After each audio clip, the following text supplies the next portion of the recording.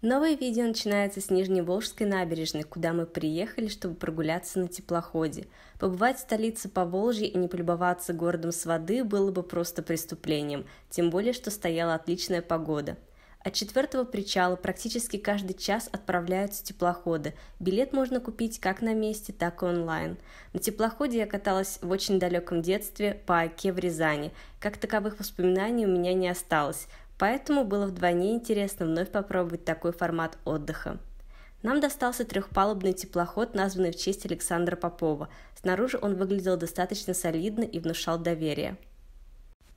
Прогулка включала в себя аудиоэкскурсию, а маршрут проходил по таким достопримечательностям, как Стрелка, собор Александра Невского, стадион Нижний Новгород, Пакгаузы, Кремль, Рождественская церковь, Благовещенский монастырь, Чкаловская лестница и канатная дорога.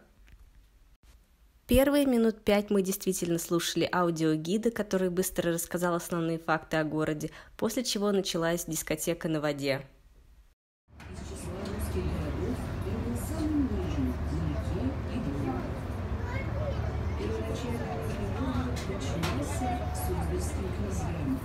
Которые, в свою очередь, отдавали его другим родственникам. Только в 1300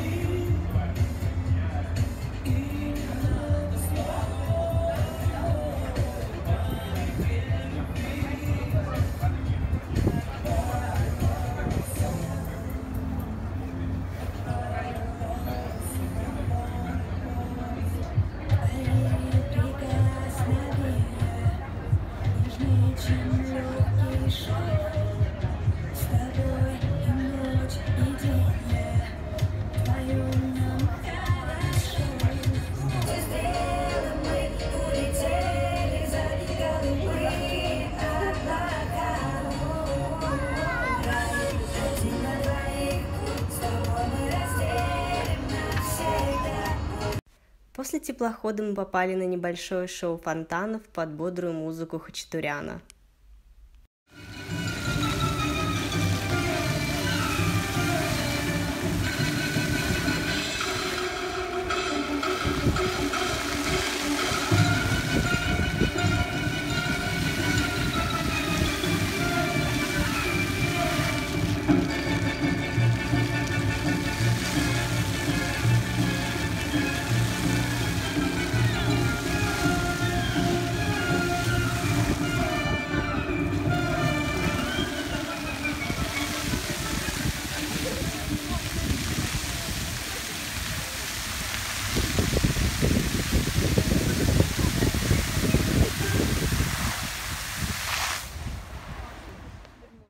Обратно в отель мы возвращались через Рождественскую улицу, на которой, на удивление, было совсем немноголюдно, несмотря на то, что именно здесь сосредоточены одни из лучших баров и ресторанов города.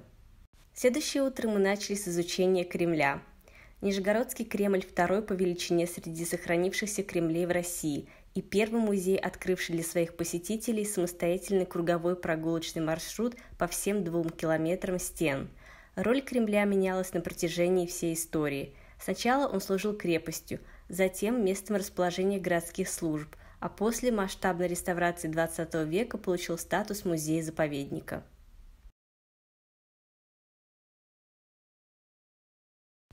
Вдоль Кремлевской стены между Дмитриевской и Кладовой башнями находится выставка военной техники, которая выпускалась на горьковских заводах в годы Великой Отечественной войны. Это танк Т-34, реактивный миномет «Катюша», самолет-истребитель ЛА-7, самоходная артиллерийская установка, зенитная пушка и многое другое.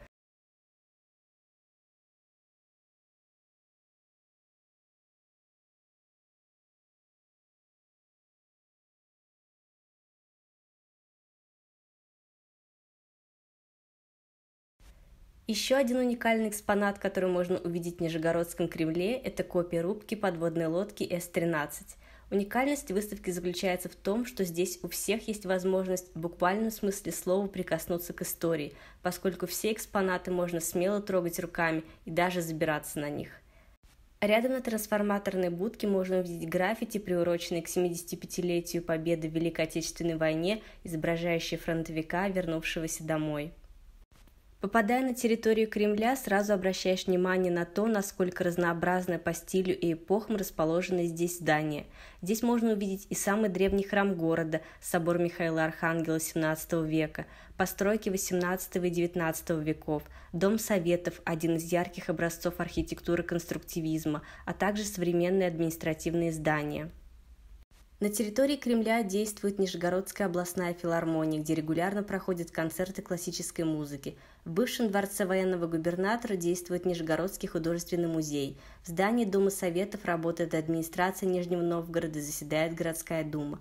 Также на территории Кремля находится правительство Нижегородской области, аппарат губернатора и другие учреждения органов власти. В здании бывшего военного склада «Арсенал» Нижегородского военного гарнизона находится Волго-Вятский филиал Государственного музея изобразительных искусств, в народе просто «Арсенал», где проходят выставки современного искусства, фестивали и концерты. Здесь мы посетили выставку «Перевернутое сафари. Современное искусство Африки». Это первая в России масштабная выставка современного африканского искусства, в рамках которой представлено более 250 работ.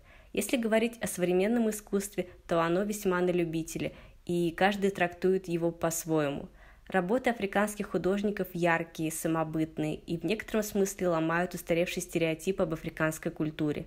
Изучая картины, я сделала вывод, что для создания интересной, необычной работы порой достаточно самых банальных вещей.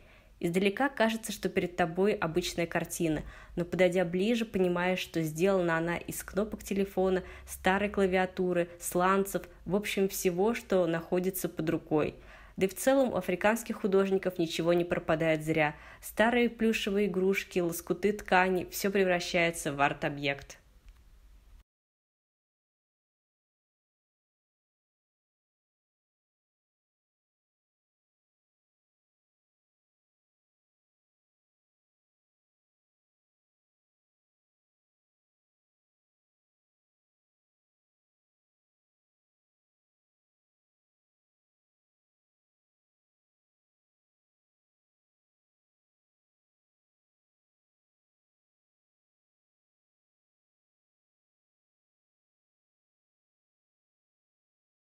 Конечно, не каждый оценит такой вид искусства, но не стоит отказывать людям в креативности. И в целом я рекомендую выставку как нечто, что вы запомните на долгие годы.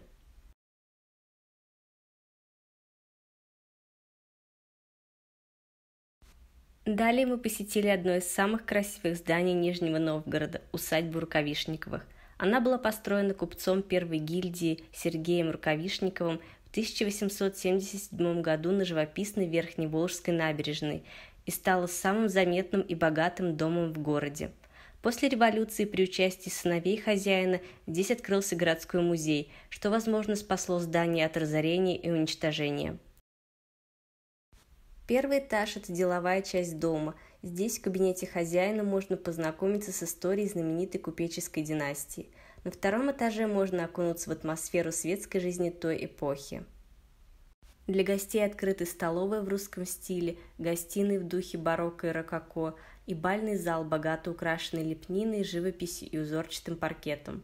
Каждая комната выполнена в уникальном стиле и не похожа на предыдущую. Музей небольшой, всего несколько залов, но тем не менее я рекомендую его к посещению, поскольку здесь можно представить, как жили богатые жители имперской России, оставившие свой след в истории. Со второй попытки мы все же попали на канатную дорогу, которая соединяет два города – Нижний Новгород и Бор. До открытия канатки попасть из Нижнего в Бор можно было только по мосту через Волгу. Длина этого пути составляла 27 километров. При этом напрямую через реку от города до города было всего 3 километра. И в 2012 году была наконец-то открыта канатная дорога, соединяющая два этих соседних города. Будучи опытным путешественником, который не раз летал на самолете, поднимался на колесе обозрения, я не думала, что меня может испугать поездка на фуникулере. Но, находясь на высоте 82 метра и видя под ногами широкую Волгу, даже у меня забилось учащеннее сердце и вспотели ладони. Благо, рядом сидели местные бабули, которые спокойно себе ехали, болтали по телефону, и это несколько привело меня в чувство и прибавило оптимизма.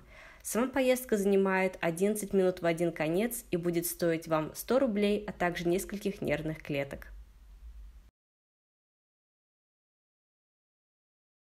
Кстати, Нижегородская канатная дорога занесена в Книгу рекордов Европы и России за самый большой пролет канатной дороги над водной поверхностью, а это свыше 861 метра. Вот и подошло к концу наше пребывание в Нижнем Новгороде, а мы держим курс на ЖД вокзал, чтобы на ночном поезде отправиться домой в Рязань. Нижний Новгород подарил массу незабываемых впечатлений и приятных воспоминаний. Здесь действительно одни из самых красивых закатов, что я видела. Могу сказать, что Нижний – это однозначно место, достойное посещения, которое может предложить много интересного туристу. И вы точно не пожалеете, если приедете сюда отдохнуть. Надеюсь, что мои видео были интересными, полезными и вдохновили на посещение этого прекрасного города на Волге.